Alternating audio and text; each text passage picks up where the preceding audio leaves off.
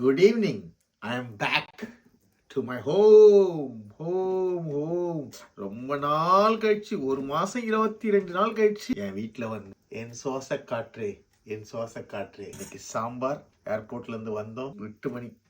Sambar, chicken குழம்பு. ஆஹா, இது போதும் எனக்கு, இது போதும். எங்கதான் இருந்தாலும், எவ்வளவுதான் சுதந்திரமா இருந்தாலும், நம்ம வீட்டில் இருக்க சுதந்திரம், நம்ம சாப்பிட்ற சாப்பாடு. என் சுவாச காற்றுன்னுவாங்கல்ல. என் ரூமில் வந்து என் பெட்ரூமில் உட்காந்து டிவியை பார்த்துக்கிட்டு பெட்டில் படுத்துக்கிட்டு ரிக்ளைனரை போட்டு அப்படி சாப்பிடும் போது இருக்க சுகம் இருக்குல்லங்க. சத்தியமாக சொல்கிறேங்க, எவ்வளோ சுதந்திரம் கிடைக்குது. என் வீட்டில் நல்ல சுதந்திரம் இருக்குது, எல்லாம் இருக்குது.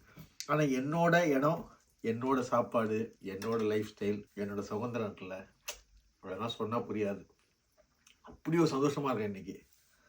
அவங்க குழந்தைங்களோட சந்தோஷமா இருந்தேன். அவங்கவுங்க வீட்டில் இருந்தால் தான். எங்கள் அம்மா அடிக்கடி சொல்லுவாங்க, எலி வாழையாக தான் தான் வாழையாக இருக்கணும்னுவாங்க. ஏதோ ரசம்னு சொல்லுவாங்க. மாதிரி நம்ம வீடு, அதுவும் என் வீடு தான். ஆனாலும் நான் இங்கே 28 வருஷம் மேலே இருந்தது.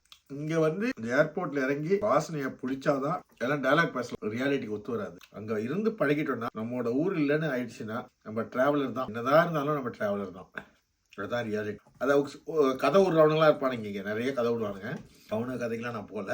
சும்மா தாய் பற்றுக்கிட்டுன்னு நான் வருஷம் ஊருக்கு போகிறேன். இது மாதிரி தாய் பற்று பேசணும், ஒருத்தவங்க கூட ஊருக்கு போக மாட்டோம். இங்கேயே இந்த வீடியோ பேசிக்கிட்டு, வெட்டி கதை பேசிக்கிட்டு வந்துட்டு இங்கேருந்து விசா எப்போ கிடைக்கும், இந்த நாட்டில் எப்படியே செட்டில் ஆகிடலான்னு நினைப்பானுங்க. நான் அப்படிலாம் இல்லை. வருஷம் என் ஊருக்கு போகிறேன். என் மக்களை போய் பார்க்குறேன். எனக்கு பிடிச்சது சாப்பிட்றேன். பிடிச்ச மாதிரி இருக்கும். பிடிக்குதோ இல்லையோ அனுபவிக்கிறேன். அதை பற்றி நிறைய பேச வேண்டியிருக்கு. இவர் வாழ்க்கையில் நிறைய நான் பேசுகிறேன். நிறைய சம்பவங்கள், நல்லது கெட்டது. எனக்கு ஆதரவு கொடுத்த எல்லாருக்கும் நன்றி.